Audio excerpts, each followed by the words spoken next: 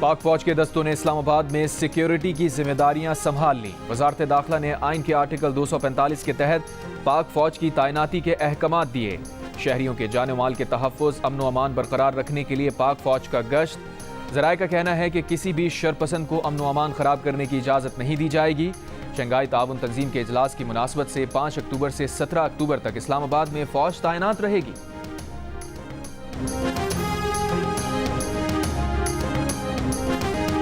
بھارتی وزیر خارجہ جے شنکر پاکستان آئیں گے، شنگھائی تعاون تنظیم کے اجلاس میں شرکت کریں گے۔ بھارتی وزارت خارجہ نے بھی بھارتی وزیر خارجہ کے دورے کی تصدیق کر دی۔ شنگھائی تعاون تنظیم کا اجلاس 15 اور 16 اکتوبر کو اسلام آباد میں ہوگا۔ اس سے پہلے دسمبر 2015 میں بھارتی وزیر خارجہ سشما سوراج نے ہارٹ آف ایشیا کانفرنس میں شرکت کے لیے پاکستان کا دورہ کیا تھا۔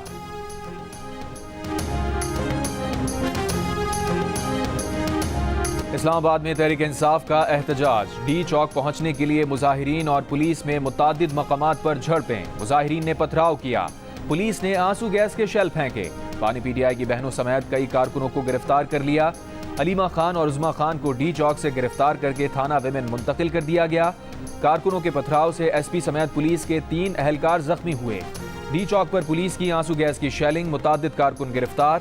فیض آباد پر مظاہرین کو منتشر کرنے کے لیے پولیس کی شیلنگ، ربڑ کی گولیاں بھی چلائیں، مظاہرین نے لکڑیاں اور ٹائر جلائے، پولیس پر پتھراؤ کیا۔ چائنا چوک اور ایکسپریس وے پر کارکنوں اور پولیس کے درمیان آنکھ مچولی، شیلنگ سے بچنے کے لیے کارکن قریبی گلیوں میں منتشر ہو جاتے، کچھ دیر بعد دوبارہ نکل آتے، منتشر کرنے کے لیے پولیس پھر شیلنگ کرتی، دیر تک یہ سلسلہ چلتا رہتا۔ جناح ایونیو، فضل حق روڈ، مری روڈ پر بھی پولیس کی شیلنگ، کارکنوں کا پتھراؤ، دن بھر ڈی چوک اسلام آباد کے متعدد علاقوں اور شاہراہوں کو کنٹینر لگا کر بند رکھا گیا، ڈبل سواری پر پابندی رہی، جڑواں شہروں میں دفعہ 144 نافذ رہی، موبائل فون اور میٹرو بس سروس بند رہی۔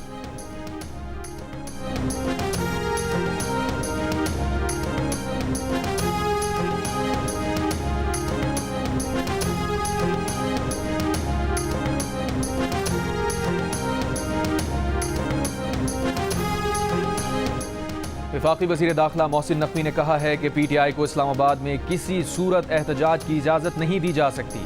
وزیر اعلیٰ خیبر پختونخوا کو سوچنا چاہیے وہ کیا کر رہے ہیں۔ ڈی چوک کے دورے کے موقع پر گفتگو میں محسن نقوی نے کہا 17 اکتوبر تک اسلام آباد کی صورتحال حساس ہے، رکاوٹوں کی وجہ سے عوام کو جو تکلیف ہو رہی ہے اس کا احساس ہے، مگر عوام کو پتہ ہونا چاہیے کہ انہیں یہ تکلیف کن کی وجہ سے ہے۔ اسلام آباد کا فضائی معائنہ کیا، وزارت داخلہ کے کنٹرول روم کا دورہ کیا، سی سی ٹی وی کیمروں سے صورتحال کا مشاہدہ کیا، کہا کسی کو قانون ہاتھ میں لینے کی اجازت نہیں دی جا سکتی، شرپسند عناصر پر کڑی نظر رکھی جائے گی۔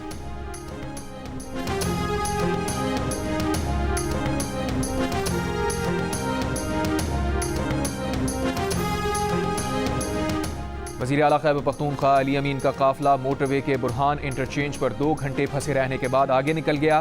پی ٹی آئی کارکنوں نے برہان انٹرچینج کے قریب جھاڑیوں میں آگ لگا دی۔ وزیر اعلیٰ کے قافلے میں رکاوٹیں ہٹانے کے لیے بھاری مشینری بھی موجود۔ صحافیوں سے گفتگو میں علی امین گنڈاپور نے کہا موٹر وے کو کھود کر بند کر دیا گیا ہے، لیکن ہم ڈی چوک اسلام آباد ضرور پہنچیں گے۔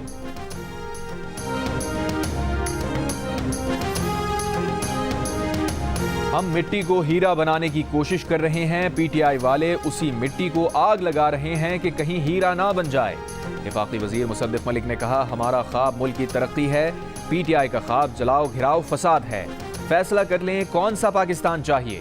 مصدق ملک کا کہنا تھا جس شخص نے چینی صدر کا دورہ ملتوی کرایا وہی شنگھائی تعاون تنظیم کے اجلاس سے پہلے کنٹینر لگوا رہا ہے۔ پی ٹی آئی احتجاج کے لیے خاص مواقع ہی کیوں چنتی ہے؟ کبھی آئی ایم ایف کو خط لکھتے ہیں، کبھی غیر ملکی مہمانوں کی آمد پر مظاہروں کے لیے نکل آتے ہیں۔ فساد کی سیاست کی پاکستان میں گنجائش نہیں ہے۔ وفاقی وزیر اطلاعات عطا طارق نے کہا پی ٹی آئی پارلیمنٹ کے اندر آ کر احتجاج کرے، صرف حکومتی نہیں آزاد تجزیہ کار بھی اعتراف کر رہے ہیں کہ معیشت بہتر ہو رہی ہے، معاشی استحکام کے سفر کو متاثر نہ کیا جائے۔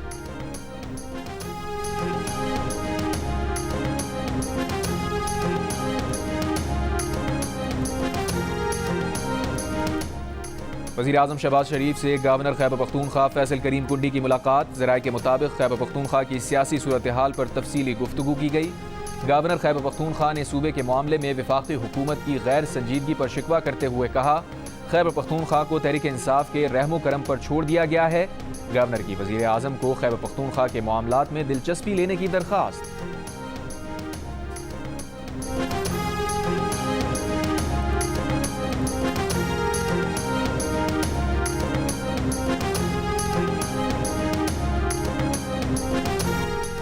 وزیر اعظم شہباز شریف سے chairman Peoples Party Bilawal Bhutto Zardari اور امیر جماعت اسلامی حافظ نعیم الرحمان کی ملاقات۔ غزہ اور فلسطینیوں کے ساتھ قومی سطح پر اظہار یکجہتی کے لیے وزیر اعظم کی میزبانی میں آل پارٹیز کانفرنس بلانے کا فیصلہ۔ 7 اکتوبر کو ملک بھر میں غزہ اور فلسطین میں اسرائیلی ظلم و بربریت کے شکار نہتے مسلمان بہن بھائیوں کے لیے یوم یکجہتی منانے کا بھی فیصلہ۔ بلاول بھٹو کا صدر مملکت اور وزیر اعظم کا فلسطین کے حوالے سے آل پارٹیز کانفرنس کی میزبانی کے فیصلے کا خیر مقدم۔ کہا پوری قوم کو سامراجی صہیونی ایجنڈے کے خلاف ایک آواز میں بولنا چاہیے۔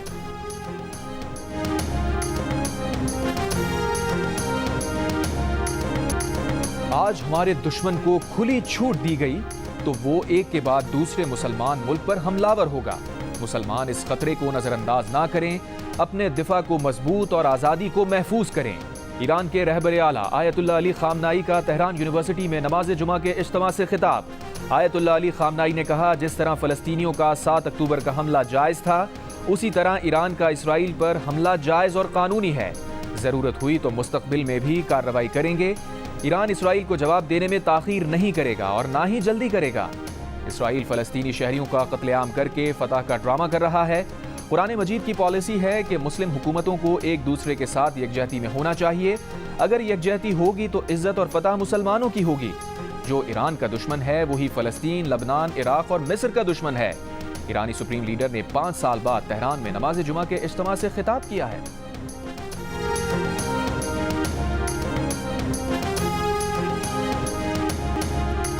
لبنان کے دارالحکومت بیروت پر اسرائیلی فضائیہ کا بڑا حملہ۔ اسرائیلی فوج کا حزب اللہ کے سیاسی ونگ کے سربراہ ہاشم صفی الدین کو نشانہ بنانے کا دعویٰ۔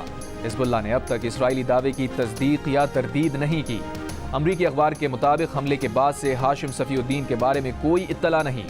مغربی خبر ایجنسی کے مطابق حزب اللہ کے شہید سربراہ حسن نصر اللہ کو انتہائی رازداری کے ساتھ بیروت کے خفیہ مقام پر امانتاً سپرد خاک کر دیا گیا۔ ایرانی وزیر خارجہ عباس عراقچی لبنان پہنچ گئے۔ کہا ایران لبنان کی امداد جاری رکھے گا۔ اسرائیل کے خلاف میزائل حملہ دفاع کے لیے کیا جو ایران کا اصولی حق ہے۔ لبنان کی مزاحمتی تنظیم حزب اللہ کا جھڑپوں میں اسرائیل کے 20 فوجی ہلاک اور زخمی کرنے کا دعویٰ۔ مغربی کنارے پر پناہ گزین کیمپ پر بھی اسرائیل کا حملہ، 18 فلسطینی شہید، درجنوں زخمی۔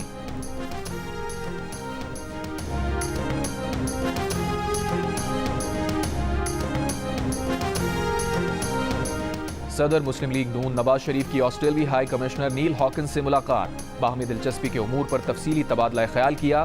دونوں ممالک کے درمیان دو طرفہ تعلقات کو مزید فروغ دینے پر اتفاق۔ تجارت، آئی ٹی، تعلیم اور زراعت میں تعاون کو وسعت دینے کی ضرورت پر زور دیا۔ صدر مسلم لیگ نون نواز شریف نے کہا آسٹریلوی سرمایہ کاروں کی پاکستان میں سرمایہ کاری پر مکمل معاونت کریں گے۔ زراعت اور آئی ٹی کے شعبے میں آسٹریلیا کے تجربے سے مستفید ہونا چاہتے ہیں۔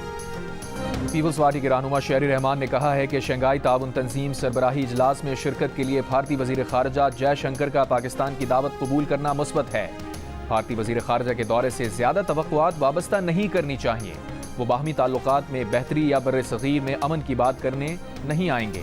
بھارت میں شنگھائی تعاون تنظیم سربراہی اجلاس میں اس وقت کے پاکستانی وزیر خارجہ بلاول بھٹو سے تلخ کلامی کی گئی، لیکن ہم ایسا نہیں کریں گے۔ شہری رحمان نے کہا اسلام آباد میں شنگھائی تعاون تنظیم سربراہی اجلاس ہونا ہے۔ آج تحریک انتشار کی مظاہروں اور جلسوں کی وجہ سے اسلام آباد کا پہیہ بند ہے۔ ملائیشیا کے وزیر اعظم کی وفاقی دارالحکومت میں موجودگی کے باوجود اسلام آباد پر یلغار کا اعلان قابل مذمت ہے۔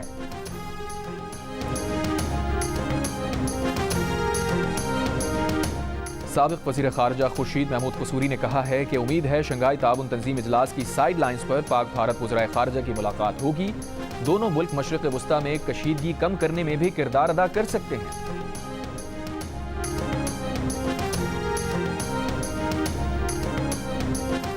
پی ٹی آئی کی آج لاہور میں احتجاج کی کال، شہر میں دفعہ 144 نافذ، خارجی راستے کنٹینرز لگا کر بند۔ بابو صابو انٹرچینج، ٹھوکر نیاز بیگ اور لاہور سیالکوٹ موٹر وے پر کنٹینر لگا دیے گئے۔ شہر کے اندر ریلوے اسٹیشن، لاری اڈہ اور مینار پاکستان گراؤنڈ سمیت چند مقامات پر کنٹینرز موجود۔ آزادی فلائی اوور پر بھی پولیس کا ناکہ۔ جی ٹی روڈ سمیت شہر کے اندر ٹریفک معمول کے مطابق رواں دواں۔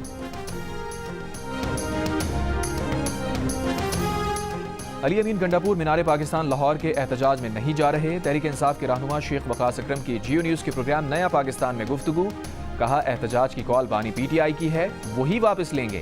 علی امین دھاوا نہیں بول رہے، نہ سرکاری وسائل استعمال کر رہے ہیں، وہ اپنی جیب سے پیسے ادا کرتے ہیں۔ एहतजाज के लिए आते हैं, एहतजाज हमारा हक है।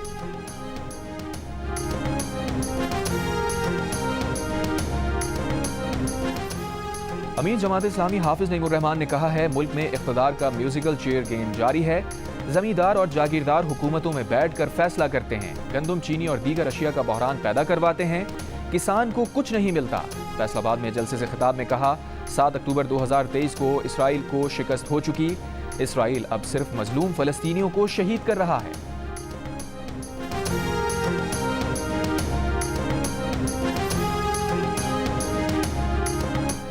पाक मुत्तहदा अरब इमारात दो तरफा ताल्लुकात आज नई जहत को छू रहे हैं। गवर्नर सिंध कामरान टिसोरी की इमाराती सफ़ीर की जानिब से अपने एजाज़ में दिए गए अशाइये के मौके पर मीडिया से गुफ्तगू। कौंसल जनरल की रिहाइश का आमद पर मुत्तहदा अरब इमारात के सफ़ीर कौंसल जनरल ने गवर्नर का खैर मकदम किया। गवर्नर ने कहा, कराची में तारीख साज इंटरनेशनल खजूर के कामयाब इनेकाद पर मुंतज़मीन मुबारकबाद के मुस्तहिक हैं।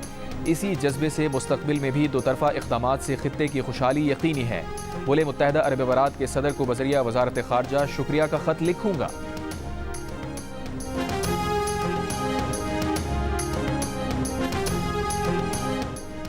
इंग्लिश क्रिकेट टीम ने पाकिस्तान के खिलाफ टेस्ट सीरीज की तैयारी शुरू कर दी। मेहमान टीम ने मुल्तान क्रिकेट स्टेडियम में पहला ट्रेनिंग सेशन किया, बैटिंग और बॉलिंग की प्रैक्टिस की। पहले टेस्ट के लिए तैयार होने वाली पिच का मुआयना भी किया। अलबत्ता हैमस्ट्रिंग इंजरी का शिकार इंग्लैंड के कप्तान बेन स्टोक्स की पहले टेस्ट में शिरकत का फैसला नहीं हो सका। अगर वो फिट ना हो सके तो ऑली पॉप क़यादत करेंगे। मीडिया से गुफ्तगू में ओपनर जैक क्रॉली का कहना था कि मुल्तान की पिच बॉलर्स के लिए साजगार दिखाई दे रही है। पाकिस्तान और इंग्लैंड के दरमियान पहला टेस्ट पीर से शुरू होगा। जियो सुपर सीरीज के तीनों मैचेस बराह रास्त नशर करेगा।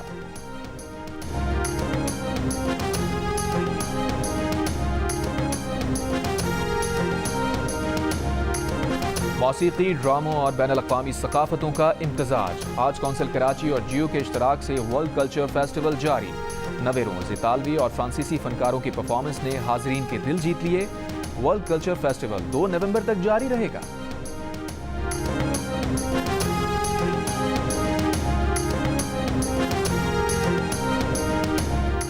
और लाहौर की लेडी नर्स तूबा और डॉक्टर शाहमीर भी दिल का रिश्ता ऐप पर दिल के रिश्ते में जुड़ गए।